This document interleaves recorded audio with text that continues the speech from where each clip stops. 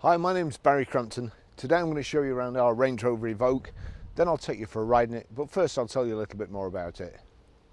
It's a 2-litre TD4 SE Tech. Automatic, it's 4-wheel drive, 2016 on a 16 plate, has done 64,600 miles exactly at the moment, but will have done more when I've finished driving it.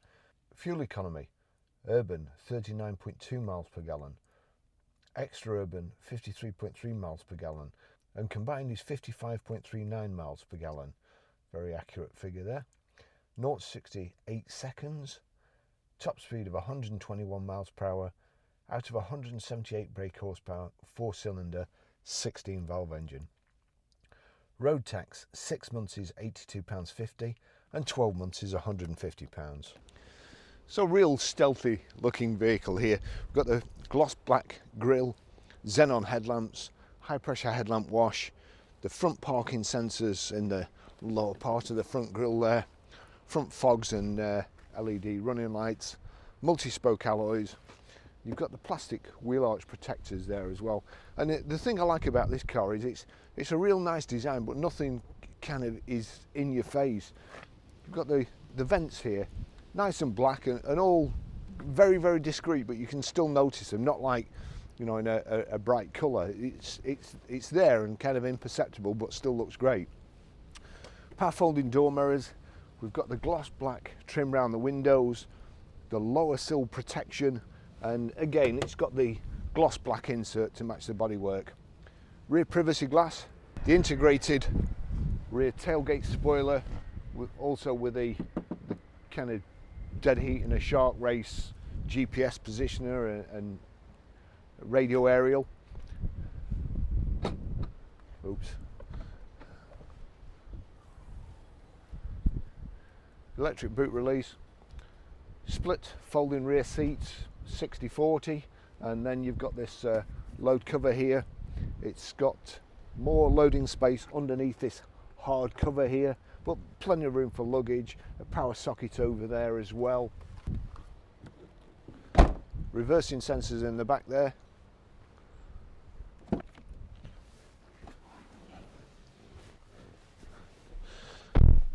Nice and comfortable in the back. The silver speaker covers, great audio system. Rear center armrest, and let's just pull that up, just space.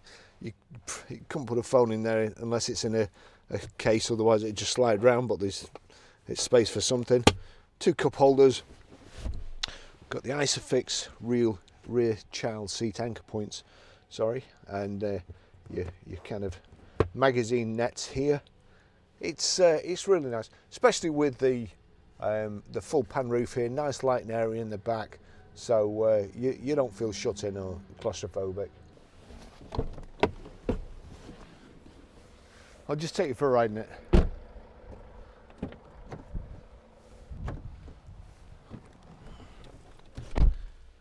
We have the 2 Range Rover keys here. Well, there's one here, there's another one back at the garage, and it's keyless start. You just need the key on your foot on the brake, and then the car will start. Lovely car, lovely colour combination, black with black leather and sport seats. Good equipment level, which I'll explain to you when we're on the drive.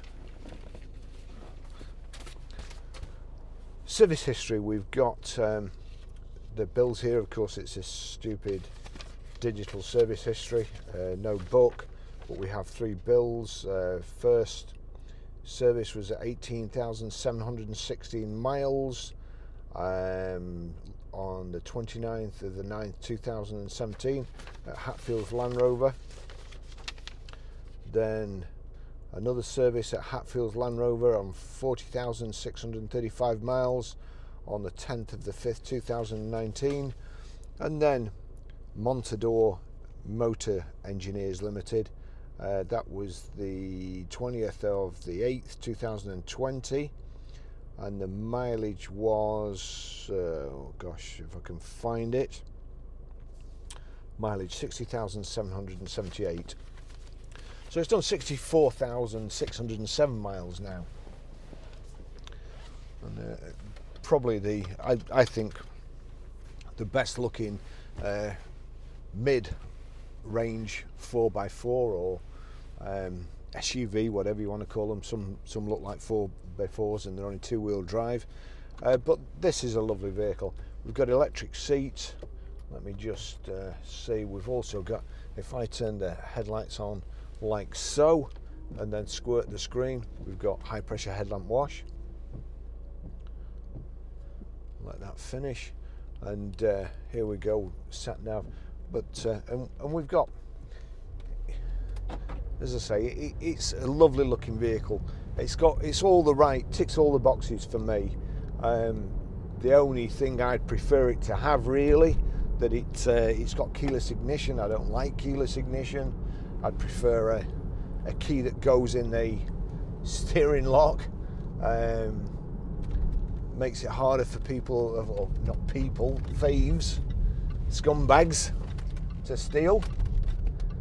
And the other, of course, the other byproduct, everybody always says, oh, you put it in your pocket, Baz, that's what you do with it. But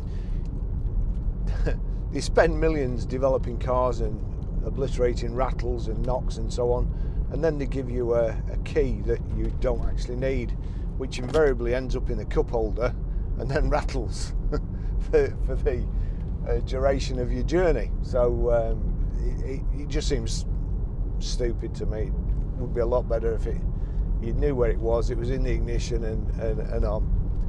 Personal choice that. The rest of the vehicle, you can hear stuff sliding about. That really gets on my nerves. Rest of the vehicle is just very, very nice.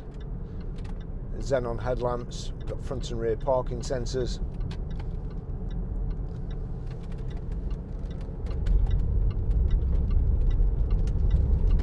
We've got, here we go. To be honest, I didn't put my foot on the accelerator that hard then, and we shot off like a scolded cat, and that was in drive. You can also just put the rotary control down, just press it down and turn it to the right, and that puts you in sport, holds you in gear longer. This particular car's got lane departure as well. It's got forward warning, I think. So there's nothing behind me, so we'll just go over here. There you go, and it's got the people behind me wondering what I'm doing, but they're way behind. Feel a kind of a vibration through the steering wheel, and let's just see again. Yeah, it's vibrating through the steering wheel, so that just supposedly wakes you up and tells you to get back in your own lane.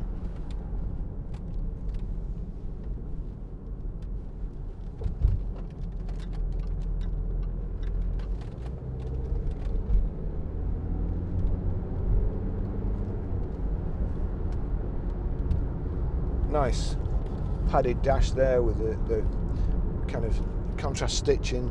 Same with the seats, nice thick leather, electric here. So height and reach adjustable steering wheel. You've got your phone controls here, your radio controls here, volume and so on, and mode, and switch over. Then on the right hand side you can control this information display in the center there. You've got driver assistance there, click in the middle, OK, and then you've got forward alert, which is a click on, lane departure warning, and lane departure warning settings. That's just on high sensitivity at the moment, so that's fine. Speedo on the left, rev counters on the right, and your mileage and also gear display at the bottom underneath the information display. Just change with the paddle shift there. I don't know what's going on in Preston today, but there's a lot of police cars out and police vans patrolling everywhere. They're obviously looking for somebody. Hopefully it's not me.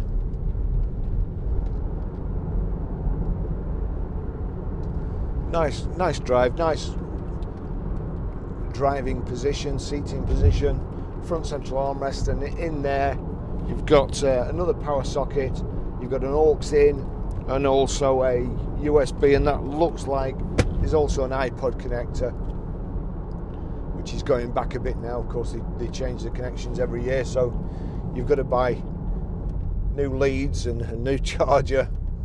You can't just use your old stuff.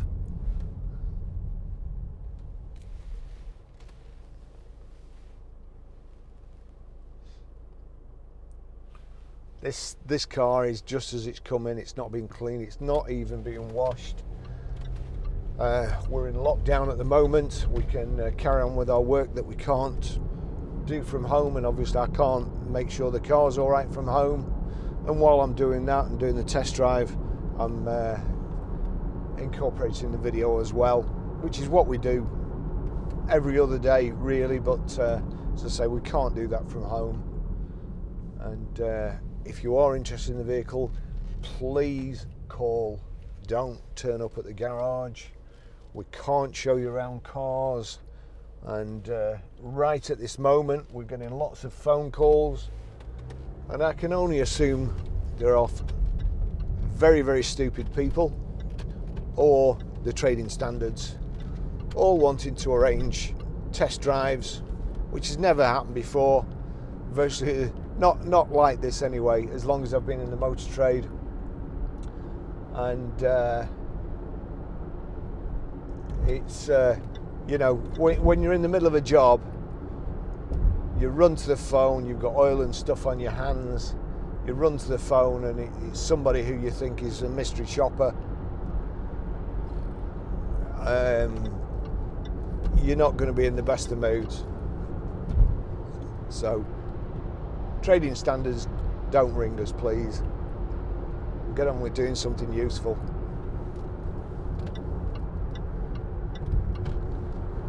So we've got cruise control here, everything in the Land Rover, nice and easy to use, one touch cruise control. We're at 67 at the moment. We're just sat behind this chap, and there's somebody just off my right shoulder here.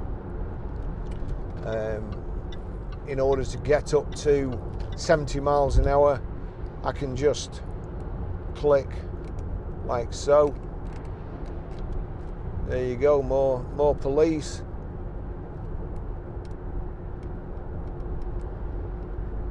Click this button, get up to 70, and we're in drive, top gear, doing 1500 revs. I indicated that time, so the lane departure warning didn't light red and shake. Got Bluetooth hands-free, Bluetooth audio streaming. We've also got, oh, it did work, some of them don't work at high speed. It's power folding door mirrors, your electric window switches here, and your global locking there as well. Heated seats, 3 settings, hot, very hot and scalding. Your cup holders here with a little louvered door here.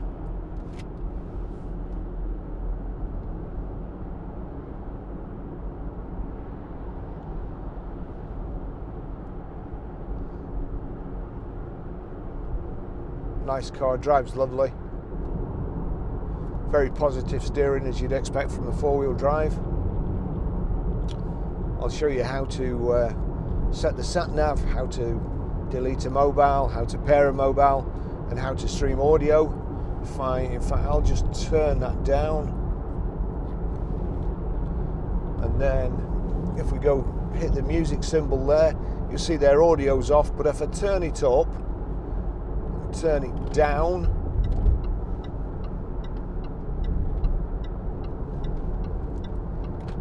and then we'll change the source. That's auxiliary. If I click that onto Bluetooth, there you go, that's playing, well, sorry, my phone's there, that's playing Michael Connolly's latest Lincoln Lawyer book, which is very good and I can highly recommend. In fact, I'm going to switch that off again so I don't lose my place. But that's playing Bluetooth hands-free. It'll also play Amazon Music, Apple Music, Spotify, you name it, and even audio off a YouTube video. Whatever you've got on your mobile playing, so long as this is on Bluetooth, then you will hear the soundtrack from it.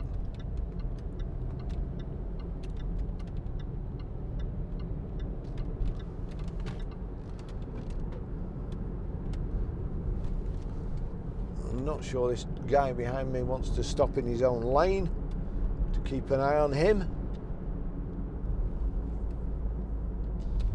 And also I'm going to have to turn this seat down. It's absolutely nuclear. It's lovely, lovely vehicle.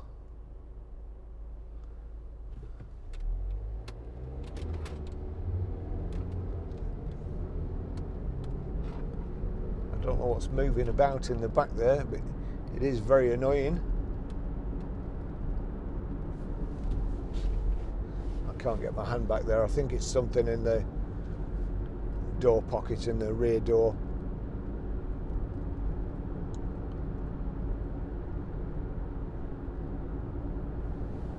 Just indicates so this chap knows. 50 miles an hour.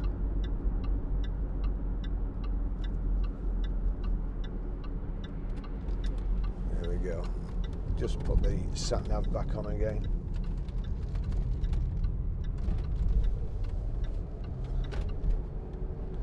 It's strange, really. Sean Connery died this week.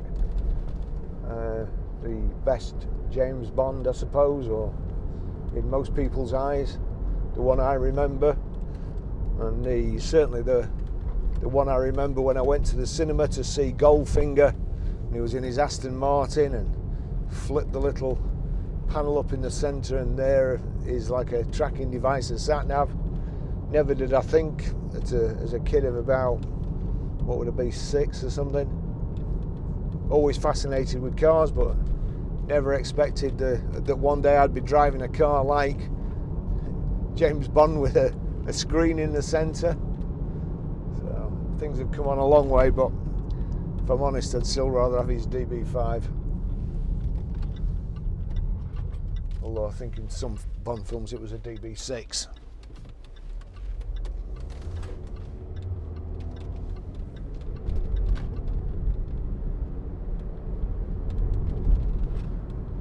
Nice high driving position, see over the hedges, see everything coming, and also this tends to soak the bumps up.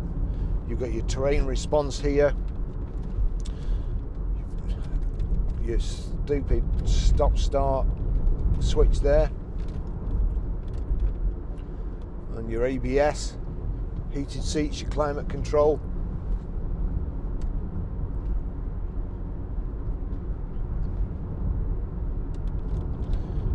So I'll finish the test drive there anyway, and just ask you really to bear with us in these strange times.